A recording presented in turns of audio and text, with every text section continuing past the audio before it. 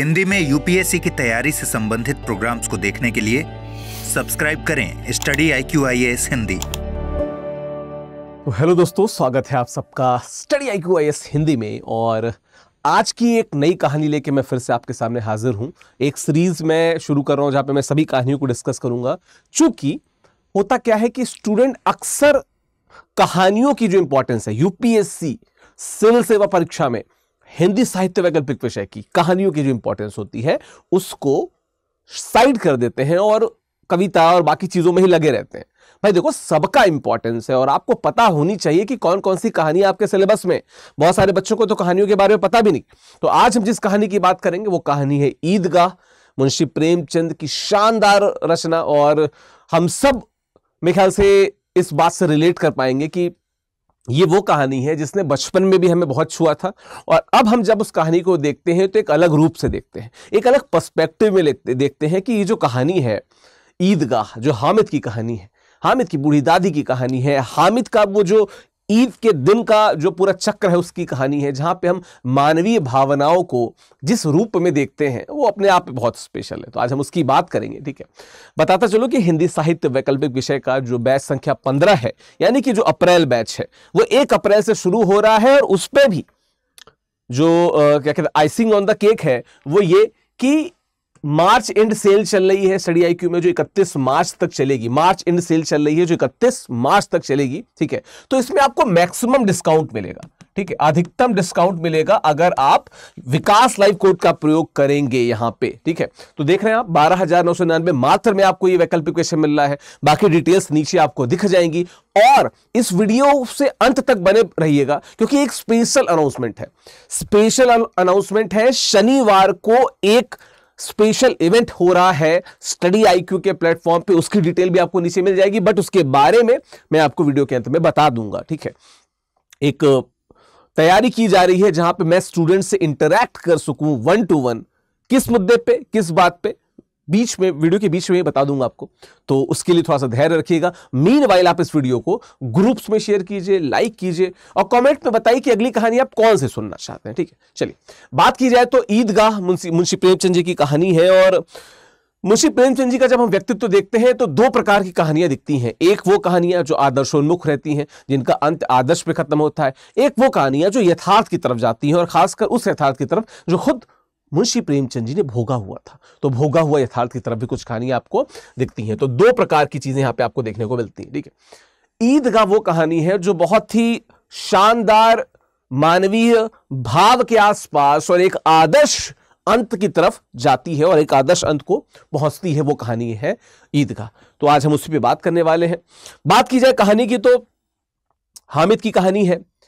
एक बच्चा जिसके फादर की मृत्यु हो चुकी है, उसकी मां भी रोग से जा चुकी है, वो अपने दादी के साथ रहता है। दादी ने कह रखा है कि तुम्हारे पिता बाहर कमाने गए हैं, आएंगे तो खूब पैसा लेके आएंगे। मां के बारे में भी कुछ ऐसा ही, मतलब करंटली जो हामिद है उसके घर में गार्जियन के रूप में सिर्फ उसकी दादी है, जो थोड़ा बहुत छोटे मोटे काम करके, कभी किसी के कपड़े सी के, कुछ करके थोड़ा पैसा बनाती है और वो दादी और पोता रहते हैं और खाते हैं।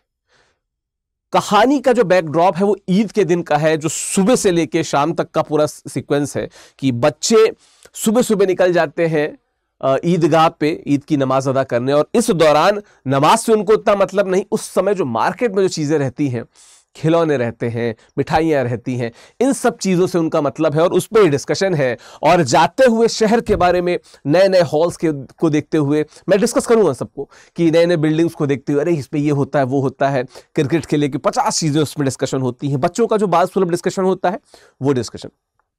और फिर वो लोग जब वापस आते हैं, कुछ कुछ पैसे सबके पास में रहते हैं, सबसे कम हामिद के पास रहते हैं, 3 पैसे रहते हैं बेचारे के पास में। वो बहुत संकोच करते करते अंत में जो चीज लेता है, वो चीज कैसे उसे स्पेशल बना देती है और क्यों वो खुद स्पेशल हो जाती है, इस पे हम लोग चर्चा करेंगे। कहानी यही है। ठीक है, तो शुरुआत क्या है, ईद की तैयारियां हो रही हैं गांव में। ठीक है, तो सभी बच्चे जो हैं गांव में, देखो उत्सव का माहौल है, बच्चे मेले के लिए उत्साहित रहते हैं क्योंकि ईद पे मेला लगना है ईदगाह के पास में। शहर की तरफ अपने अपने घरों से पैसे लेके जाते हैं। किसी के पास 13 पैसे, किसी के पास 15 पैसे, बेचारे हामिद के पास 3 पैसे। वो भी 3 पैसे कैसे कैसे उसकी दादी ने दिया है कि उसको 8 पैसे मिले थे, उसमें से 3 पैसे उसने हामिद की जेब में रख दी, बाकी 5 पैसे में उसको जो सेवैयाँ हैं वो भी बनानी है और बाकी आगे के जो घर के खर्चे हैं उसको भी देखना है, ठीक है।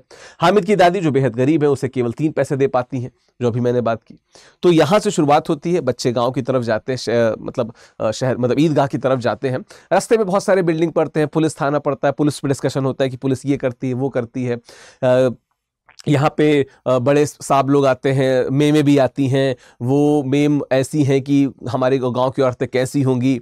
तो कोई कहता है कि अच्छा गांव की औरतें जितने पानी भर दें उतना तो पानी भर ना पाएंगे, एक पानी भरने में उनकी हालत, मतलब एक बाल्टी पानी भरने में उनकी हालत खराब हो जाएगी। इस प्रकार के डिस्कशंस होते रहते हैं, बच्चों के नहीं होते हैं कि यार ये ऐसा वैसा। फिर क्रिकेट का क्या कहते हैं चर्चा छिड़ जाता है कि अरे क्रिकेट खेल पाएंगी, तो कहते हैं कि पानी भर लेंगी। यही सब डिस्कशन बच्चों का कि अरे ये देखो वहाँ पे ये सारी बातें नहीं, अरे ये वो जो बच्चों में होता है वो चीजें होती रहती हैं मेले में। अच्छा, ये बच्चे बहुत चूंकि यंग थे तो सब नमाजी भी नहीं थे, और नमाजी से मेरा मतलब ये है कि रोजा रखने वाले सब नहीं थे। किसी ने 1 दिन का रोजा रखा, किसी ने आधे दिन का रोजा रखा। वो बचपन में हम लोग जब व्रत नहीं रखा करते थे तो दिन में खाना खिला देती थी माँ, कहते थे कि तुम्हारा आधा दिन का व्रत है, यही है। तो बिल्कुल वैसे ही बच्चे थे। नमाज को देखते हुए जब नमाज के लिए लोग जाते हैं तो भीड़ों की भीड़ को देखते हुए कहते हैं कि कितना अच्छा सीन है ना, कितने अच्छे से दिख रहा है कि सब लोग एक साथ झुक रहे हैं और एक साथ फिर खड़े हो रहे हैं, फिर एक साथ झुक रहे हैं और वजू कर रहे हैं, सारी चीजें जो है।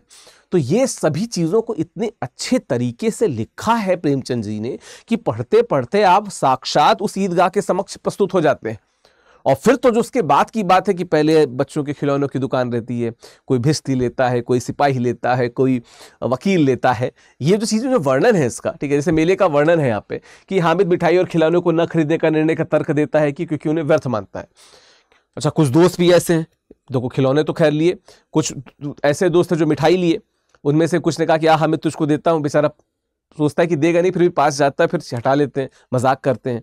तो खुद ही कहता है, मन में कहता है कि कोई नहीं, खाओ खाओ मिठाई, बाद में बीमार पड़ जाओगे, किताबों में तो लिखा हुआ है ना कि मिठाई खा के कितने रोग हो जाते हैं, क्या सारी चीजें हो जाती है। तो वो करता है हामिद, है ना। और फिर वो बच्चे खिलौने भी खरीदते हैं और फिर आगे बढ़ जाते हैं। हामिद क्या निर्णय लेता है, हामिद लोहे की दुकान पर रुकता है, बच्चे आगे चले गए, वो वापस आता है और जो लोहे के बर्तन वगैरह हैं, चिमटे विमटे जहाँ रखे रहते हैं, वहाँ देखता है, दुकानदार से पूछता है। दुकानदार कहता है भाई तुम्हारे काम का नहीं, आगे बढ़ो। तो कहता है नहीं साहब, मुझको ये चिमटा चाहिए, कितने पैसे में दे दोगे? तो बोलता है, कुछ दाम बताता है। हामिद के पास तो 3 पैसे थे, जाते थे, कहता है 3 पैसे का दोगे तो बताओ, चला जाता है। दुकानदार रोकता है, उसको दे देता है। अब हामिद चिमटा लेके जब आता है, ठीक है, जब हामिद चिमटा लेके आता है, चिमटे के दुकानदार से बातचीत कर हामिद 3 पैसे में चिमटा ले लेता है। साथ ही बच्चे उसका मजाक उड़ाते हैं, ठीक है, बच्चे उसका मजाक उड़ाते हैं कि अरे चिमटा ले आया है, ये देखो मेरा खिलौना। जैसे लग रहा है बोलते वो वकील को देखता है, भिश्ती को देखता है, सिपाही को देखता है, जैसे लगता है कि अभी बोल पड़ेंगे। ये खुद प्रेमचंद लिखते हैं और हामिद भी उनको देख कर समझ रहा है।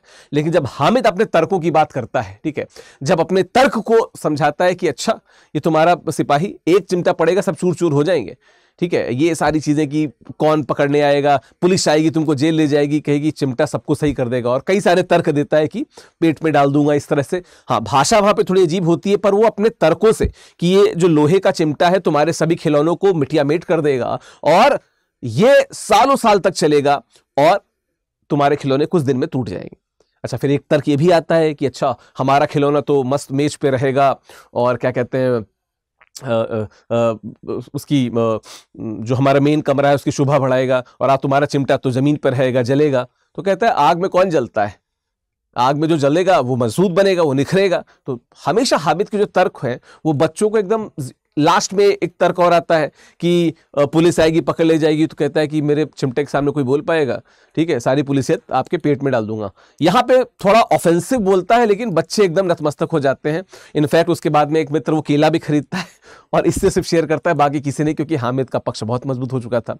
और बालमन हामिद के तर्क प्रभावित कर गए उनको। खैर, फिर क्या होता है उसके बाद, घर लौटते हैं जब, ठीक है, घर लौटते हैं, सभी बच्चों के खिलौने जल्दी टूट जाते हैं। एक साहब जो सिपाही रहता है उसका तो एक टांग टूट जाती है, तो अब क्या करे, तो फिर उसको चिपकाया जाता है, फिर वो ज़्यादा देर टिकता नहीं है, फिर वो गिर जाता है, तो फिर दूसरी टांग भी तोड़ दी जाती है, और तब से सिपाही बैठे बैठे पहरा देते हैं। और फिर उसका जो सर की टोपी थी उसको भी हल्का सा कलर अलग कर देते हैं, ताकि वो कई बार कभी संत बन जाता है, कभी कुछ बन जाता है, ठीक है।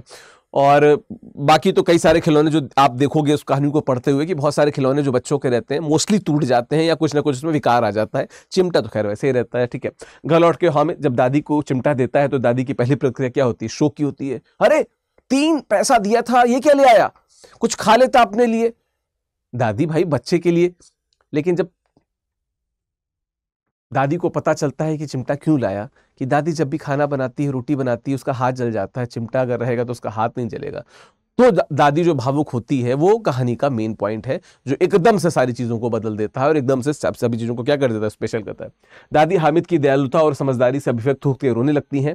वे उसकी भावना को समझती हैं और खुद को असमर्थ मानकर आंसू बहाने लगती है। ठीक है, एक चीज और है उसमें, एक लास्ट में जब कहता है कि अब हामिद बूढ़े हामिद का रोल निभा रहा है, बूढ़ी दादी बच्चे जैसे रो रही हैं, वो एक अच्छी लाइन देख के पता चल जाता है कि कैसे रो रहा होगा और कैसे वो बच्चा देख रहा होगा। ठीक है, तो ये इसकी सीन है।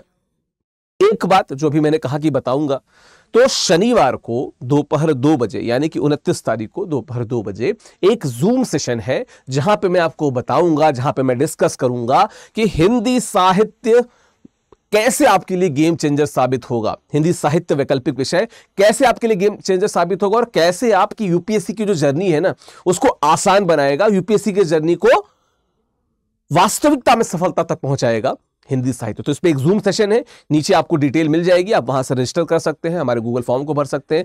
शनिवार दोपहर 2 बजे 29 तारीख यानी 29 मार्च दोपहर 2 बजे को यह है। ठीक है, चलो फिर क्या है, मानवीय मूल्यों की दिशा। हामिद के इस छोटे से कृत्य में प्रेमचंद ने मानवीय संवेदनाएं, त्याग और जिम्मेदारी को उजागर किया है। वो भी छोटा सा 5-6 साल का बच्चा जिस जिम्मेदारी के साथ, जिस त्याग के साथ अपनी दादी से मिलता है, वो अपने आप में बड़ा स्पेशल है। ठीक है, यह कहानी सरलता और प्रेम की गहरी शिक्षा देती है। ठीक है, और आगे अगर देखा जाए तो अंत में उस मोड़ पर समाप्त होती है जहां हामिद अपनी दादी को चुप कराने की कोशिश करता है, जब दादी गले लग के उससे रोने लगती है।